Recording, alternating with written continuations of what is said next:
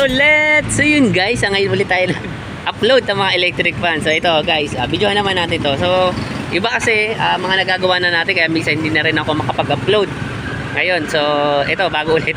So ito guys, ay nagawa na ng mga ibang technician. So ginawa dito guys, binaypas na. Ngayon, umandar siya, tapos mga ilang araw daw hindi na daw umandar. So ito guys, ay motor nang sira. So papakita ko sa inyo kung paano nila binaypas to, no? So yung guys, ito yung Panasonic ang tatak niyan. So ang loob niya guys, balikan rin natin. Yan. So ginawa na yan dati guys. Ayan. Ayan. Binaypas niya. So kumuha siya isang wire dito at binaypas niya dito. Yan, yan. Dito niya dinuktong, no? Para hindi na nga buksan dito. Kasi nga ito guys ay lata lang. Pag oras na naputol tong mga kinakapitan niya na yan, ayan guys, hindi na siya madidikit. So pag-welding, pwede, no? Kasi marami na rin naman tayo nakagawa nito. So iba, lalagyan namin tornilyo dito. Pero ito guys, kasi motor na at hindi napapalitan yung motor. So meron mga ibang technician na nakakabili ng ganitong motor. Pero tayo kasi guys, hindi tayo nakakabili ng ganitong motor. Kasi pag oras na, minaklas natin tong motor na to. So magbibengkong-bengkong na tong lata niya, kasi lata lang yan guys. Ayan. So lata lang yan. So ang ginagawa natin guys, pinapalitan natin ng isang buong housing, o pinapalitan natin ng isang buong may tornilyo na. O ipapakita ko sa inyo guys kung ano yung nilalagay natin dito. Kaya ako to binidyohan para makita ninyo kung paano yung ginagawa natin pag nagpapalit tayo ng motor, no? So ito guys ay Panasonic. So yan yung itsura niya. Yan. So pangit talaga siya kasi wala siyang tornilyo. Parang susukutin mo lang to para matanggal mo yung pinaka-housing nito. So karamihan ng nasisira dito, pinapalitan natin ay mechanical lang. Nagagawa natin yun pag shafting bushing, no? Pero pag oras sa motor guys, hindi na natin nagagawa kasi nga minsan pinapalitan na natin ng isang buong motor. So housing yon. So ang ginalagay ko dito guys na housing, yung parang pampukoda. Pwede naman yung kasi kasukot niya yung pinakadulo, tapos ginagawa lang natin ng paraan yung pinaka ano niya, tawag dito yung pinaka yan o, ito, nagawa lang natin siya ng paraan. Pero saktong-sakto siya sa pukoda pag kinabit nyo to. Tapos ito, pinuputol na lang natin. So pakita ko sa inyo guys yung mga sinasabi ko, no? So baklasin ko muna to at babalikan ko kayo kung anong motor yung ilalagay natin. Tatagalin ko na pala dito yan. So tatagalin ko na to para mapakita nyo. Tapos puputulin ko na itong wire na to at dito na tayo magduduktong. So ginawa niya guys, dito pala siya nagduktong sa loob. So binuksan niya pa to. Ayan, binuksan niya pa to para makonek doon sa loob ng switch. Kasi tayo, pag tayo nagkukonek dito lang tayo puputol para hindi na natin mabuksan yung loob na to. So paano tayo gumawa to guys. Pero ito ay baklasin natin, putulin na natin dito at di na tayo magduduktong doon. Guys, ito ilalagay nating motor para dito. Yan. So paresang naman yan ng mga ano niya, gearbox niya. Yan, pare sila guys ng gearbox. Ayan, saka to. Ayan. So ito ilalagay natin na motor. Yan guys, may mga tornilyo na yan. Isang buo yung binili natin yan guys. So ito na ilalagay natin. So bago naman yung motor niyan, original yung motor niyan, yung capacitor, ayan guys. Ayan. So ito yung motor na ilakabit natin para dito sa electric fan na to. So maganda to guys kasi nga ito ay walang tornilyo. Isa dito sa ilalagay natin may tornilyo na. So isasalpak ko lang to guys. Isasalpak nyo lang to. Madaling-madali lang isalpak to guys.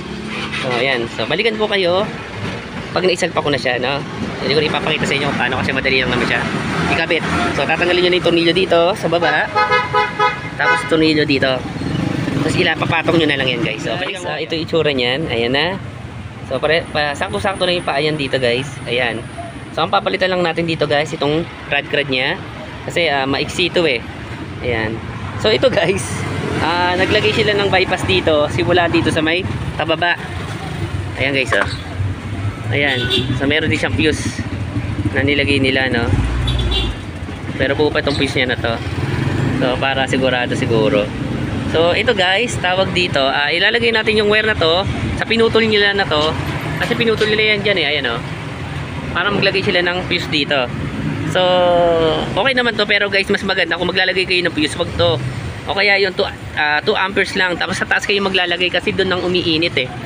Dito ang umiinit guys eh. Dito kasi kuryente lang naman yan. Ito kasi ay motor, pag naramdaman niyang umiinit yung motor, puputokin niya yung fuse. So, ito naman kasi guys, pag oras na may nag-short lang na may nagdikit, puputukin niya lang to. So, hindi ba dadami? Pero mas maganda kung may fuse dito sa loob, dito kayo maglalagay ng fuse. Saka idikit kayo dito sa may metal o kaya sa may motor. Ayan guys. So, at pabaguhin natin to, tatanggalin natin to guys. Babalik natin dito sa dating wire niya. Na? So, ayun guys. Balikan ko kayo. Lagay ko muna yung sinasabi ko. Balikan ko kayo at ikakabit ko na yung motor na to. So guys.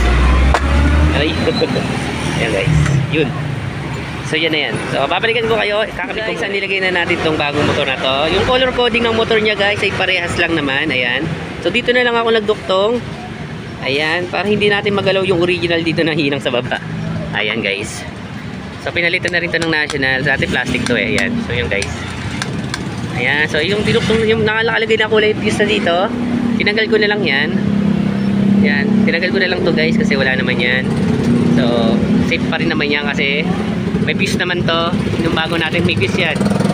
Yan, may fuse to kasi bago to, original yung motor na yan. So, may fuse pa yan. Kaya tinanggal ko na lang yung fuse na yun. So, yan na yung nangyari. No guys, kaya itsura niya. Tapos yung crud na tinanggal natin. Ito yan. Yan guys, so, i-mixi kasi to. Pag ito nilagay natin, napaka-iksi niyan guys. Ayan o. No, so hindi siya aabot, so magtitik-tik yan. So tapan ko muna to guys, assemble muna natin at babalikan ko kayo.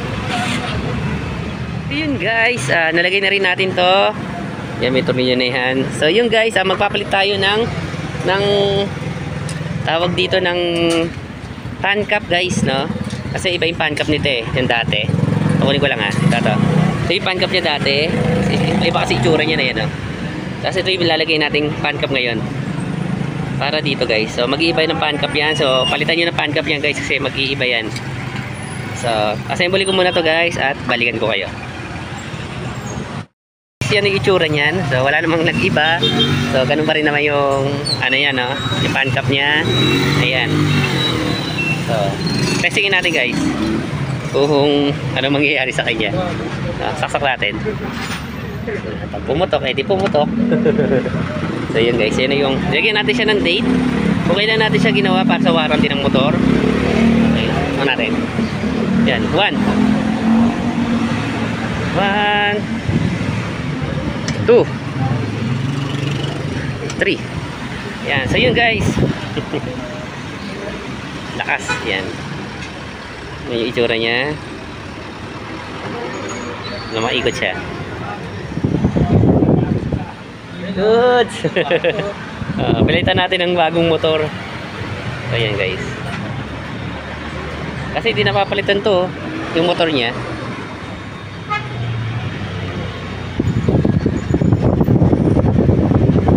Bago na rin yung capacitor niya. So kinonvert na lang natin. Ayan. Ayan guys, tapos niyan ay nakikita nyo yan, yung bilog na yan. Tatanggalin nyo yan. So tinanggal ko na yan guys, ayan yung itsura niyan. So yan na, kasi guys pag may nakalagay ito, hindi nyo may isasalpak ng maayos, nakaganyan yan, no? Yan, nakaganyan yan guys. So babangga yan. Pag tinanggal nyo yun, matidiretso nyo na siya. Ayan, pasok. Tapos ayan na yung itsura niya. Ayan, so kailangan tanggalin nyo siya kasi masyado maangat yan pag nakalagay yan dyan. Nakalagay yan sa loob na yan. Tapos kumuha lang kayo ng binchinko. Ayan, binchinko. May butas, tornilyo. Tapos lagay nyo na yan dyan. So, ganyan lang yan guys. Tapos ito, lakihan nyo na lang dito para lumabas yung pinakadulo. Kasi wala siya eh. So, tornilyoan ko muna to guys at babalikan ko kayo. So yun guys, ito na yung ginawa natin. So, pinutasan natin ulit ng bago to. Kasi nga, pag umusog na yung motor dito eh. So, yung gear niya ay hindi na siya sakto. So, pagbutas lang kayo dito. Yan lang gawan nyo ng paraan. Tapos ito. Tapos okay na yan. So, bago na yung motor niyan. Ayan guys. So, araw ko sa late, ayan. Ito kasi nawala na yung dulo niya eh, mahaba kasi ito eh. So wala tayong makuha ganyang knob. So ayan guys, 1 2 3. Ayan guys.